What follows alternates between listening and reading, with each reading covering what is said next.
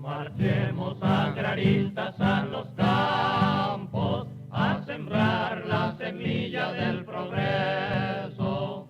Marchemos siempre unidos sin tropiezo. Queridos amigos de su canal México Agrario, como en ocasiones anteriores, me es muy grato saludarles y darles la más cordial bienvenida a un capítulo más de su canal.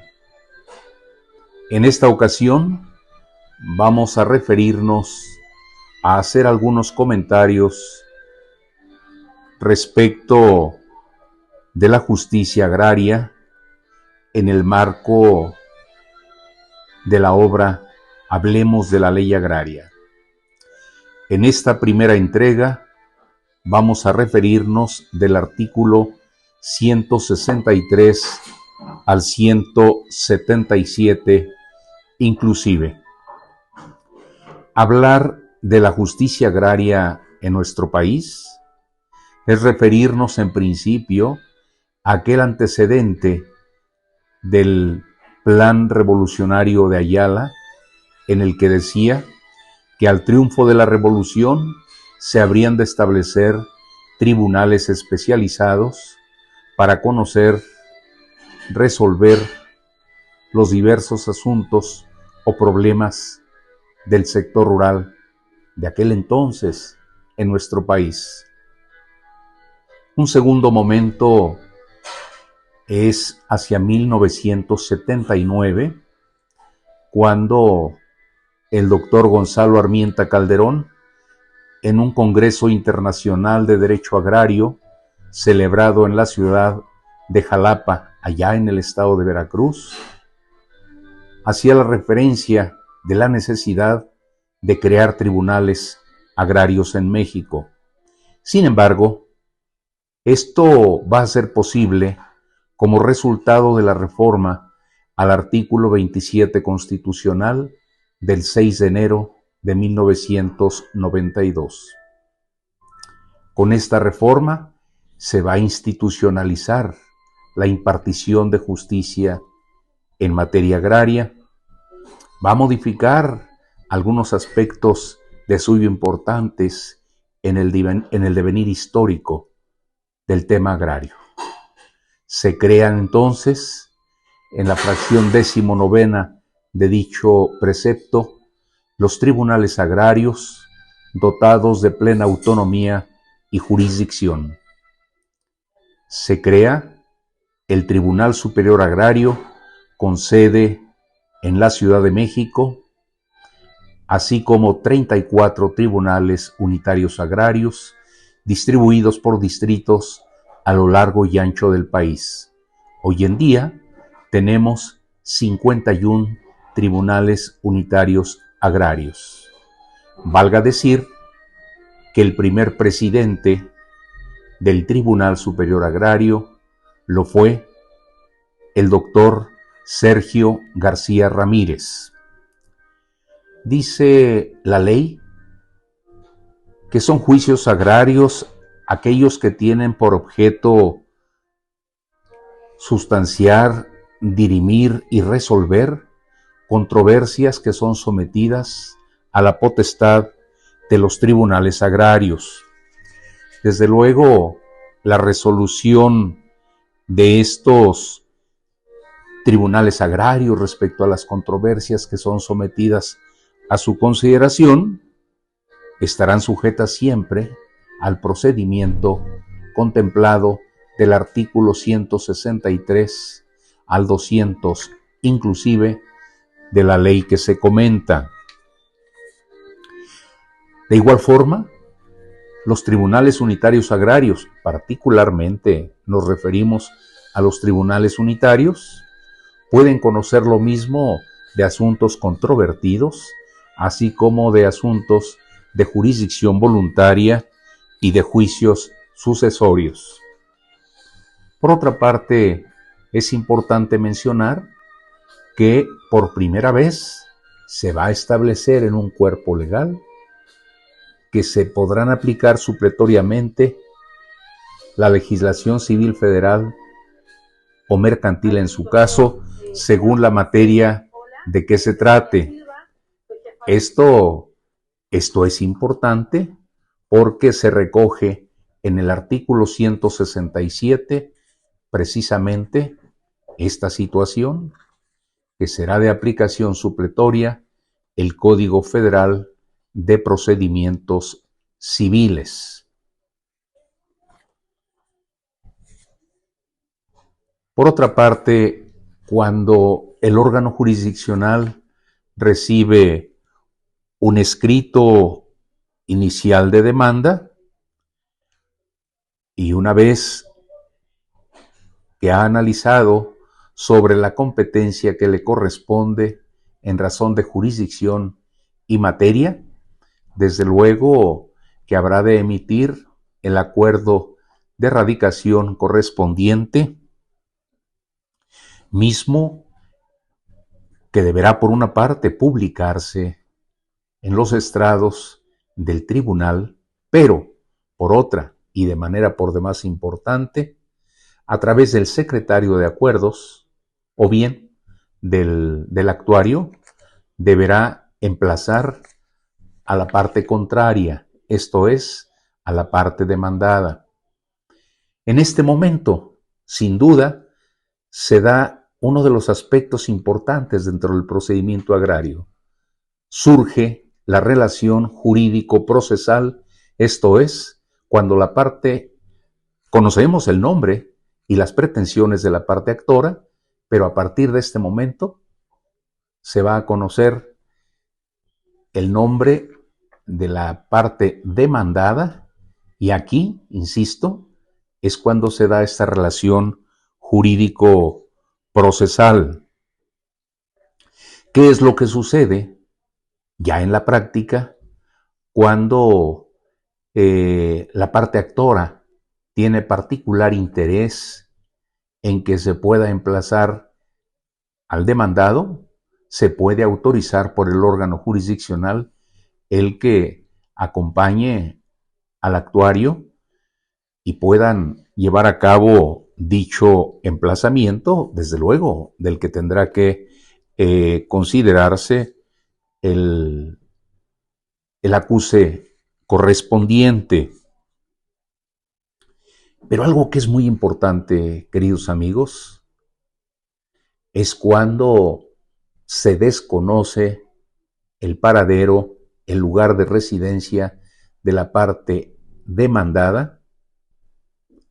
Hay momentos en que los órganos jurisdiccionales, dentro de esta parte del procedimiento, de acuerdo a lo que establece el artículo 173 de la ley, podrá solicitar de oficio información a diversas instancias de carácter administrativo, véase Comisión Federal de Electricidad, Teléfonos de México, Instituto Mexicano del Seguro Social, entre otras, para saber si en sus archivos obra algún antecedente registral de la parte demandada. Una vez agotado este procedimiento, en caso de que no se logre obtener dato cierto para poder llevar a cabo el emplazamiento, se podrá autorizar la publicación por edictos a fin de que la parte contraria, es decir, la parte demandada, sea debidamente citada para comparecer al procedimiento. Por otra parte, no menos importante es hablar de los peritos, de los testigos y de terceros ajenos al procedimiento. Desde luego, hablar de aspecto pericial es por demás importante. Y cuando se ofrece alguna pericial, véase en materia de topografía, dactiloscopía, entre otras, que son diversas, se pueden ofrecer dentro del procedimiento agrario diversos tipos de probanzas: caligrafía, dactiloscopía, topografía, valuación, además de lo que habíamos señalado, y desde luego, una vez admitida esta probanza, la parte que está ofreciendo tendrá la ineludible responsabilidad de hacer comparecer a su perito para la aceptación del cargo que se le ha conferido, la aceptación y protesta del cargo como perito. Recordemos que el perito se constituye como un elemento importante dentro del procedimiento porque, de acuerdo a sus conocimientos técnicos en determinada materia, será un auxiliar directo del juzgador. Los testigos, por su parte, bueno, pues la parte que los ofrece tendrá la oportunidad de presentarlos el día que el órgano jurisdiccional señale día y hora para la celebración de la audiencia. Sin embargo, recordemos que también puede haber testigos hostiles.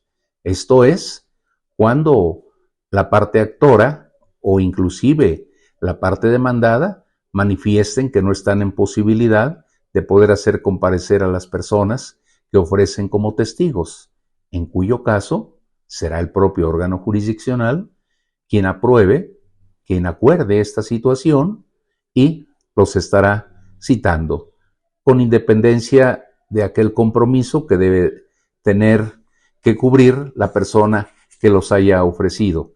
Nos referimos particularmente a aquellos gastos de traslado o bien en ocasiones inclusive la pérdida de algún día laboral de ese testigo. Queridos amigos, esta es la primera parte de este vastísimo tema referido a la justicia agraria que habremos de seguir compartiendo con todos ustedes, pero como decíamos, habremos de escuchar y los invitamos a ello del artículo 163 y siguientes de la obra Hablemos de la Ley Agraria. Título 10 de la Justicia Agraria. Capítulo 1. Disposiciones preliminares. Artículo 163. Son juicios agrarios los que tienen por objeto sustanciar, dirimir y resolver las controversias que se susciten con motivo de la aplicación de las disposiciones contenidas en esta ley. Artículo 164. En la resolución de las controversias que sean puestas bajo su conocimiento, los tribunales se sujetarán siempre al procedimiento previsto por esta ley y quedará constancia de ella por escrito. Además, observarán lo siguiente. Fracción primera. Los juicios en los que una o ambas partes sean indígenas se considerarán los usos y costumbres de los pueblos o comunidades indígenas a los que pertenezcan, mientras no contravengan lo dispuesto por la Constitución Política de los Estados Unidos Mexicanos y esta ley. Fracción segunda. Las promociones que los pueblos o comunidades indígenas o los indígenas en lo individual hicieren en su lengua no necesitarán acompañarse de la traducción al español. El tribunal la hará de oficio por conducto de persona autorizada para ello. Fracción tercera. Los juicios en los que una o ambas partes sean indígenas y no supieran leer el idioma español, el tribunal realizará una versión sintetizada de los puntos esenciales de las actuaciones y de la sentencia dictadas por él, en la lengua o variantes dialectales de la que se trate, debiendo agregarse en los autos constancia de que se cumplió con esta obligación. En caso de existir contradicción entre la traducción y la resolución, se estará a lo dispuesto por esta última. Fracción cuarta. El tribunal asignará gratuitamente a los indígenas un defensor y un traductor que conozca su cultura, hable su lengua y el idioma español, para que se le explique en su lengua el alcance y consecuencias del proceso que se le sigue. Los tribunales suplirán la deficiencia de las partes en sus planteamientos de derecho cuando se trate de núcleos de población ejidales o comunales, así como ejidatarios y comuneros.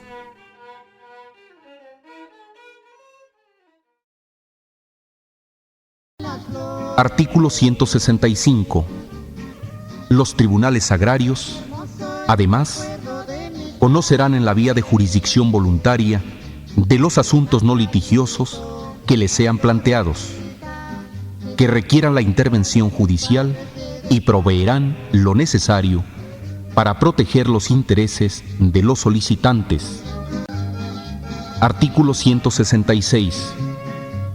Los tribunales agrarios proveerán las diligencias precautorias necesarias para proteger a los interesados. Asimismo, podrán acordar la suspensión del acto de autoridad en materia agraria que pudiere afectarlos en tanto se resuelve en definitiva. La suspensión se regulará aplicando en lo conducente lo dispuesto en el libro primero, título segundo, capítulo tercero de la Ley de Amparo. En la aplicación de las disposiciones de ese ordenamiento para efectos de la suspensión del acto de autoridad en materia agraria, los tribunales agrarios considerarán las condiciones socioeconómicas de los interesados para el establecimiento de la garantía inherente a la reparación del daño e indemnización que pudiere causarse con la suspensión si la sentencia no fuere favorable para el quejoso. Artículo 167.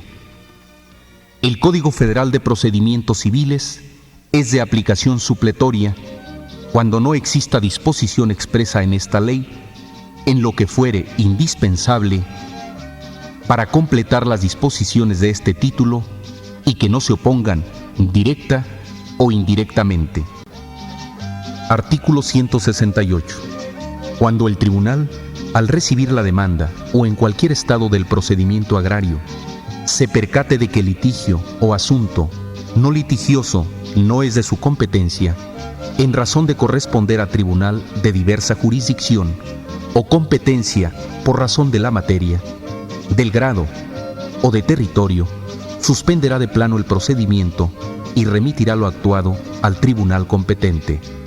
Lo actuado por el tribunal incompetente será nulo, salvo cuando se trate de incompetencia por razón del territorio. Artículo 169. Cuando el tribunal agrario recibiere inhibitoria de otro en que se promueva competencia y considerase debido sostener la suya, el mismo día lo comunicará así al competidor y remitirá el expediente con el oficio inhibitorio, con informe especial al Tribunal Superior Agrario, el cual decidirá, en su caso, la competencia. El interesado o actor puede presentar su demanda por escrito o por comparecencia personal. En este caso, se contará con el apoyo de la Procuraduría Agraria para elaborar dicha demanda. Al recibirse la demanda, se notificará al demandado, quien debe dar contestación a más tardar el día de la audiencia. Dicho emplazamiento se hará por personal del Tribunal Agrario, ya sea el secretario o el actuario. Capítulo segundo. Emplazamientos. Artículo 170. El actor puede presentar su demanda por escrito o por simple comparecencia. En este caso, se solicitará a la Procuraduría Agraria coadyuve en su formulación por escrito de manera concisa. En su actuación, dicho organismo se apegará a los principios de objetividad e imparcialidad debidas. Recibida la demanda, se emplazará al demandado para que comparezca a contestarla, a más tardar durante la audiencia.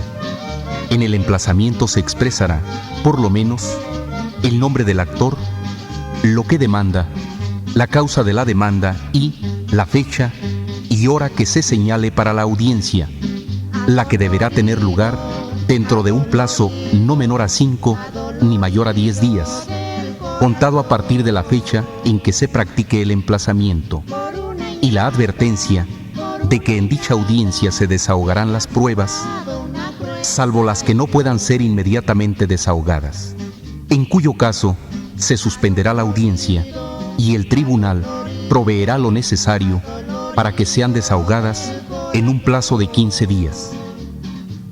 atendiendo a circunstancias especiales de lejanía o apartamiento de las vías de comunicación y otras que hagan difícil el acceso de los interesados al tribunal, se podrá ampliar el plazo para la celebración de la audiencia hasta por 15 días más. Debe llevarse en los tribunales agrarios un registro en que se asentarán por días y meses los nombres de actores y demandados y el objeto de la demanda. Artículo 171. El emplazamiento se efectuará al demandado por medio del secretario o actuario del tribunal en el lugar que el actor designe para ese fin y que podrá ser: fracción primera, el domicilio del demandado, su finca, su oficina o principal asiento de negocio o el lugar en que labore, y fracción segunda, su parcela u otro lugar que frecuente y en el que sea de creerse que se halle al practicarse el emplazamiento.